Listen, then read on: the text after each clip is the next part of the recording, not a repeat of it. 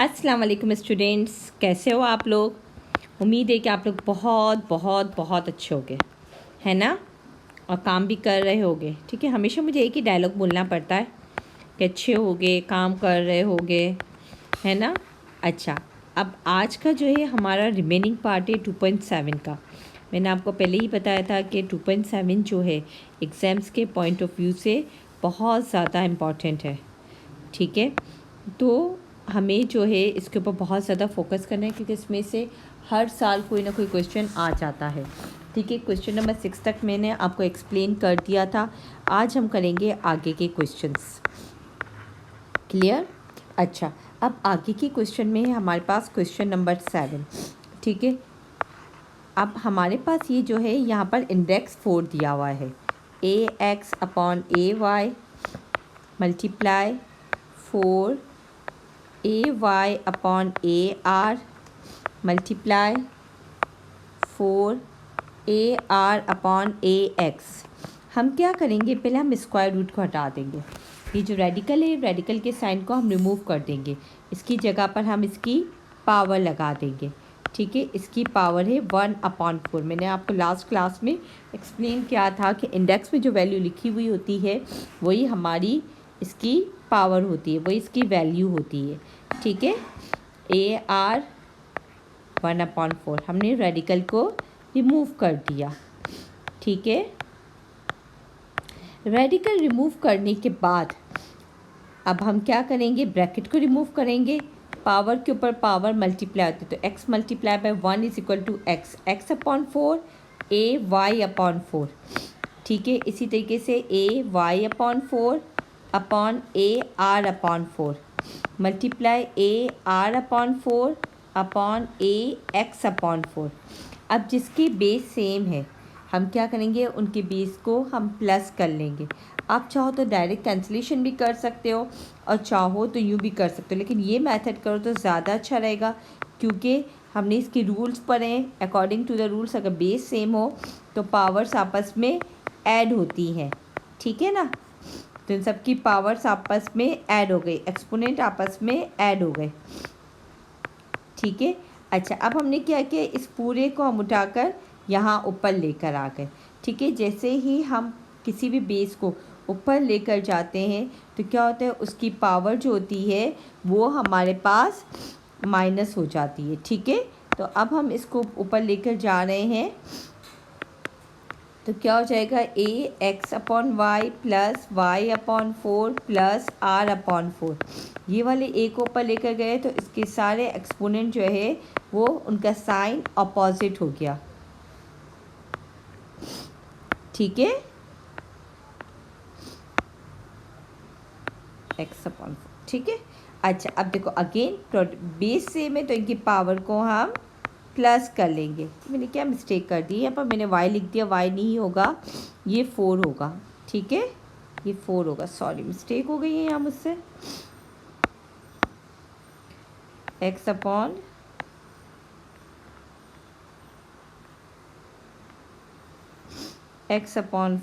और यहाँ पर भी x/4 होगा। ठीक है, plus y/4 plus r/4 minus y/4 minus r/4 minus x/4। अब देखो ये और ये कैंसिल हो गया, y/4 से y/4 कैंसिल हो गया, r/4 से r/4 कैंसिल हो गया। हमारे पास क्या आया, a की पावर 0। मैंने आपको लास्ट क्लास में ही बताया था कि जिसकी पावर 0 होती है वो 1 के इक्वल होता है। ठीक है, अच्छा, बिल्कुल इसी तरीके से क्वेश्चन नंबर 8 और 9 करेंगे। ठीक है, अब मैं आपको क्वेश्चन नंबर 10 एक्सप्लेन कर देती हूँ ताकि आपको अच्छी तरीके से और अच्छी तरीके से समझ में आ जाए। क्वेश्चन नंबर 10 क्या है, क्वेश्चन नंबर 10 वैसे इंपॉर्टेंट है और एग्ज़ाम में आ भी चुका है। ठीक है, 125 पावर 2 मल्टीप्लाई 8, सही है, अच्छा, डिवाइडेड बाय 64 पावर 2 और लॉन्ग ब्रैकेट, एक और ब्रैकेट है जिसके बाहर पावर 1/3 है।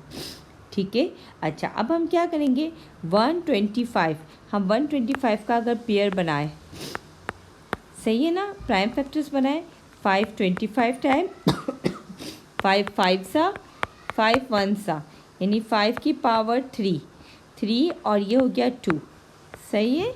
मल्टीप्लाई 2 की पावर 3 अपॉन 2 की पावर 64 का अगर हम निकालते तो कितना आता है, 2 32 सा, 2 16 सा, 2 8 सा, 2 4 सा, 2 2 सा, 2 1 सा, 1 2 3 4 5 6, 2 की पावर 6 और ये 2, ठीक है। और बाहर आ गया हमारे पास 1/3।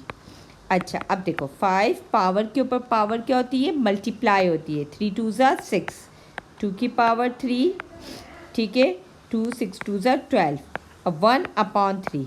अब 1/3 जो है वो ब्रैकेट के सारे नंबर्स के लिए है, ठीक है। 5 6/3, 2 3 मल्टीप्लाई बाय 1/3 और 2 12 मल्टीप्लाई बाय 1/3।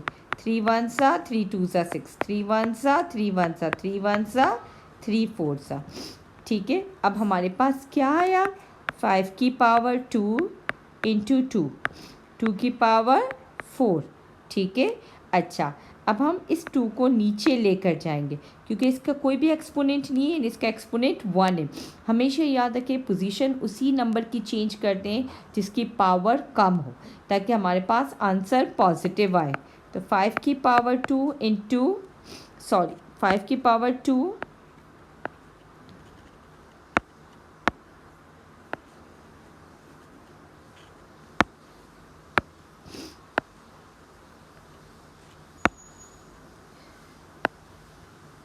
5 की पावर 2 की पावर 4 इंटू 2 की पावर -1, 1 नीचे जाकर माइनस में आ गया। 5 की पावर 2 4 में से 1 माइनस किया 3, तो 5 की पावर 2 क्या हो गया 25 और 2 की पावर 3 का मीनिंग हो गया 8, ठीक है। अच्छा अब हम क्या करेंगे, अब हम इसको मिक्स फ्रैक्शन में कन्वर्ट करेंगे। 25 8 3 सा 24 माइनस किया 1। अब हम इसको कैसे लिखते हैं, ये जो रिमाइंडर होता है इसको यहाँ लिखते हैं, ये जो 3 होता है इसको होल्ड करके बड़ा करके लिखते हैं और 8 अपनी जगह पर आता है। ये आपका आंसर हो गया, क्लियर। अच्छा बिल्कुल इसी तरीके से क्वेश्चन नंबर 12 पे जो एग्ज़ाम के पॉइंट ऑफ व्यू से बहुत ज़्यादा इंपॉर्टेंट है और एग्ज़ाम में काफ़ी दफ़ा आ चुका है, ठीक है। क्वेश्चन नंबर 12, 216 2/3 25 1/2 डिवाइडेड बाय 1/25 -3/2, ठीक है। ये आपके पास क्वेश्चन है। अब हम इसको सॉल्व करते हैं। हमने क्या किया, 216 के पहले प्राइम फैक्टर्स बना लिए। 2 10 सा और 2 8 सा, 2 54 सा, 2 2 सा 4, 2 27 सा, 3 9 सा, 3 3 सा, 3 1 सा। तो हमारे पास क्या आया, 2 मल्टीप्लाई बाई 3, 2 की पावर 3 और 3 की पावर भी 3, 2/3, सही। 216 की जगह मैंने लिख दिया 2 की पावर 3 इंटू 3 की पावर 3। अच्छा अब 25 की जगह मैंने लिख दिया 5 की पावर 2 1/2, ठीक है, डिवाइडेड बाय 1/5 की पावर 2, सही है, -3/2, ठीक है। इसके बाद हमने क्या किया, हमने अब ये जो ब्रैकेट के बाहर की पावर है वो 2 के लिए भी है और 3 के लिए भी है, सही है। हमने इनकी पावर को अलग अलग कर दिया, ठीक है। अब देखो 2 से 2 कैंसिल हो गया, 5 आ गया, ठीक है। अच्छा बिल्कुल 1 की पावर, आप 1 को कोई भी पावर दे दो आंसर 1 ही आता है, ठीक है। 5 की पावर 2 मल्टीप्लाई बाय -3/2, 2 से 2 कैंसिल हो गया, यहाँ 3 से 3 कैंसिल हो गया और यहाँ भी 3 से 3 कैंसिल हो गया। अच्छा अब देखें, अब हमारे पास क्या रहा, 2 की पावर 2, 3 की पावर 2 इंटू 5 और 1/5 -3 है ना हमारे पास। ये इस तरीके से हमारे पास रहा, ठीक है।